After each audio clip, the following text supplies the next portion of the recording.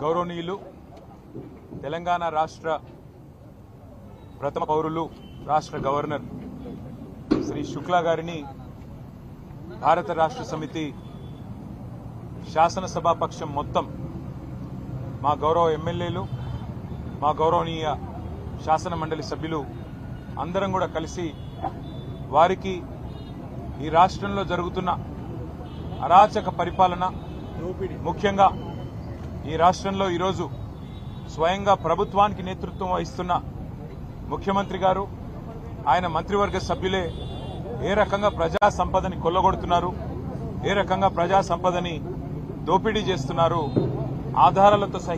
ఆధార సహితంగా వారికి పూర్తి స్థాయిలో వివరించి విడమర్చి ఆధారాలను కూడా సమర్పించి చర్య తీసుకోవాలని కోరాం.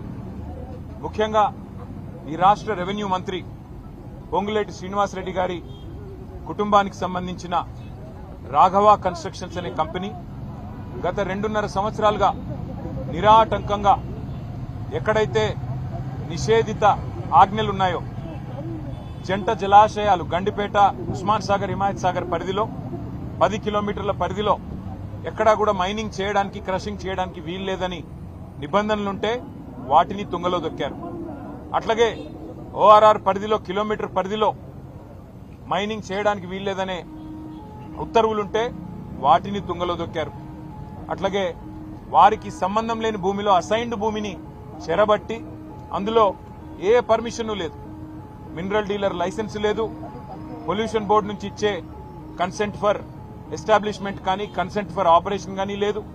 అట్లాగే మరి ఎలక్ట్రిసిటీ కనెక్షన్ లేదు, ఇండస్ట్రియల్ డిపార్ట్మెంట్ పర్మిషన్ లేదు. ఏదీ లేకున్నా గత 2.5 సంవత్సరాలుగా నిరాటంకంగా 100 కోట్ల ప్రజా సంపదను రెవెన్యూ మంత్రి గారి కుటుంబానికి సంబంధించిన కంపెనీ కొల్లగొడుతున్న విషయాన్ని ఆధారాలతో సహితంగా గవర్నర్ గారికి సమర్పించాం. రాష్ట్ర ప్రభుత్వం, రాష్ట్ర ముఖ్యమంత్రి గారు, రాష్ట్ర మైనింగ్ శాఖ మంత్రి గారు ఈ అంశాన్ని మేము శాసనసభలో లేవనెత్తితే, మా శాసనసభాపక్ష ఉపనాయకుడు హరీష్ రావు గారు లేవనెత్తితే వారు స్వయంగా ఒప్పుకున్నారు.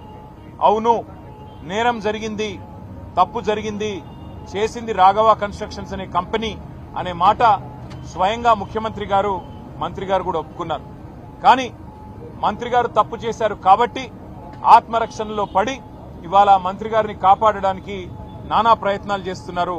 అందులో ముఖ్యంగా ముఖ్యమంత్రి గారు ఎదురుదాడికి దిగి మంత్రి గారు చేసిన నేరాన్ని కప్పిపుచ్చే ప్రయత్న భాగంలో వారు అన్న మాట ఏమంటే, గత 10-12 సంవత్సరాలుగా జరుగుతున్న అక్రమ మైనింగ్ మీద విచారణ జరిపిస్తాం, కానీ సిబిసిఐడి విచారణ జరిపిస్తామని చెప్పి ప్రభుత్వం ముందుకొచ్చింది. మేము అడిగింది ఏంది? సభా సంఘం వేయండి, అన్ని పక్షాల శాసనసభ్యులు, శాసన మండలి సభ్యులతో కూడిన ఒక సభా సంఘాన్ని ఏర్పాటు చేసినట్టయితే వాస్తవాలు వెలుగులోకి వస్తాయి.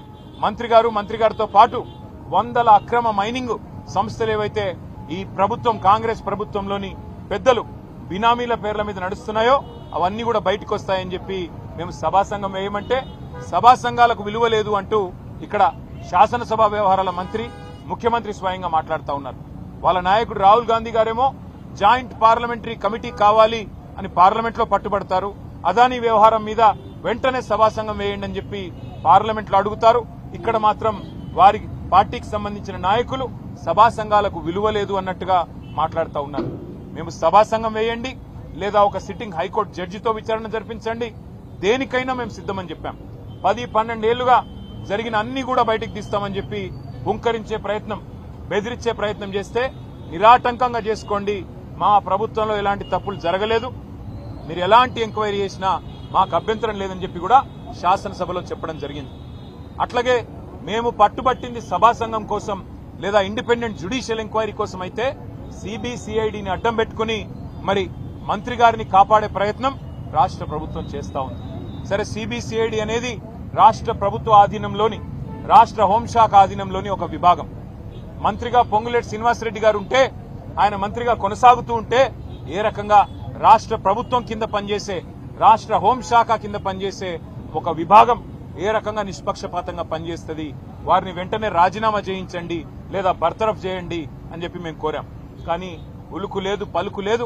అవినీతి మీద ప్రశ్నిస్తే నిన్న శాసనసభ నుండి మమ్మల్ని సస్పెండ్ చేశారు.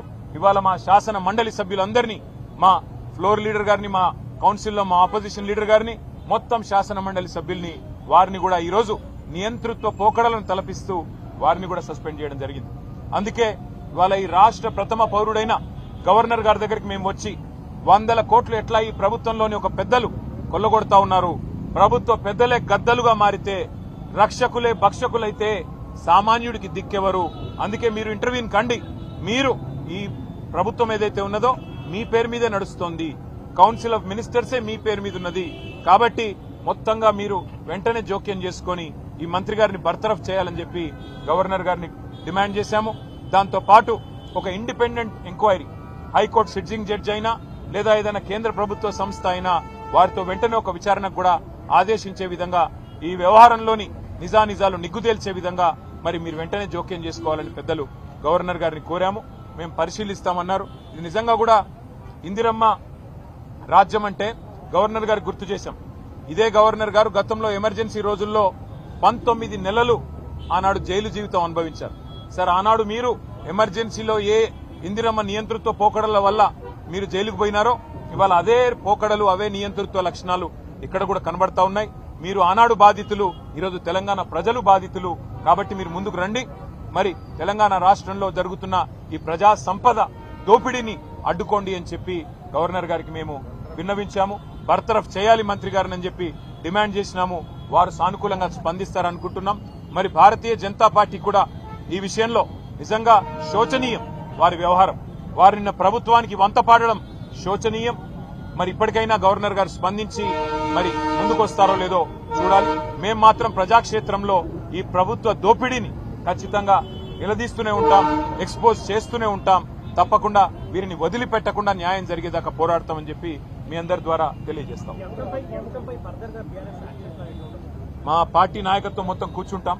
ఎక్కడెక్కడైతే ఇవన్నీ జరుగుతా ఉన్నాయో అక్రమాలు, వాటికి సంబంధించి ఏ రకంగా ప్రజాక్షేత్రంలో కార్యాచరణ ఉండాలనేది ఆలోచించుకుంటాం. ఎందుకంటే ఇవాళ అసెంబ్లీకి చివరి రోజు, మమ్మల్ని ఎట్లాగో సస్పెండ్ చేశారు, మమ్మల్ని, మా కౌన్సిల్ మెంబర్స్ ని. కాబట్టి పార్టీగా కూర్చుని ఆలోచించుకుని నిర్ణయం తీసుకుంటాం. ఇవాళ ఉదయం ఇంకొక ఎపిసోడ్ కూడా ఎక్స్పోజ్ చేశాము. ఇంకా బాధితులు చాలా మంది మమ్మల్ని కాంటాక్ట్ చేస్తా ఉన్నారు. తప్పకుండా ఇంకా చాలా విషయాలు వెలుగులోకి తీసుకొస్తాం. Thank you. మంత్రి గారు, మీరు బ్లాక్ మెయిల్ చేస్తే లొంగనందుకే మీరు ఆ విషయాన్ని అసెంబ్లీలో పట్టుబట్టారు. బ్లాక్ మెయిల్ కి బ్రాండ్ అంబాసిడరే రేవంత్ రెడ్డి గారు. ఆర్టీఐ అనే ఒక చట్టాన్ని అడ్డంగా పెట్టుకుని రైట్ టు ఇన్ఫర్మేషన్ ని రూట్ టు ఇన్కమ్ గా మార్చుకున్నదే రేవంత్ రెడ్డి గారు. కాబట్టి బ్లాక్ మెయిల్ ఆయనకు తెలిసినంతగా ఈ దేశంలో బహుశా ఎవరికి తెలియదు. కాబట్టి ఆయన మాట్లాడితే దయ్యాలు వేదాలు వల్లించినట్టుంటది. అంతకంటే ఎక్కువ నేను చెప్పను. ప్రభుత్వం మీది, మీరు ఏ విచారణ చేయాలనుకుంటే ఆ విచారణ చేయవచ్చని చెప్పి నిన్ననే మా పార్టీ తరఫున చెప్పాం. మీరు ఏ ఎంక్వైరీ, ఏ అంశం మీద వేయాలనుకున్నా మేము దాన్ని స్వాగతిస్తాము, సహకరిస్తాము. తప్పకుండా పూర్తి స్థాయిలో మేము ముందుకు వస్తున్నాం. అట్లాగే నిన్న మేము మా శాసనసభా పక్షం నుంచి ముఖ్యమంత్రి గారికి ఉత్తరం రాశాం. ఆయన బాగా ఉబలాట పడుతున్నాడు. మీరిద్దరు ఉత్తరం రాయండి, నేను ఎంక్వైరీ చేస్తా అన్నాడు. మేము ఇద్దరం కాదు, మొత్తం 40 మంది ఉత్తరం రాసినాం. చేయండి, ఏ ఎంక్వైరీ చేస్తారో చేయండి.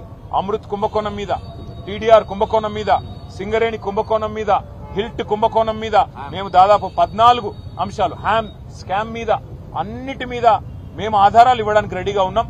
ఏ ఎంక్వైరీ చేస్తావో అయ్యాయి, మొత్తం ఆధారాలు మీ చేతుల్లో పెడతాం.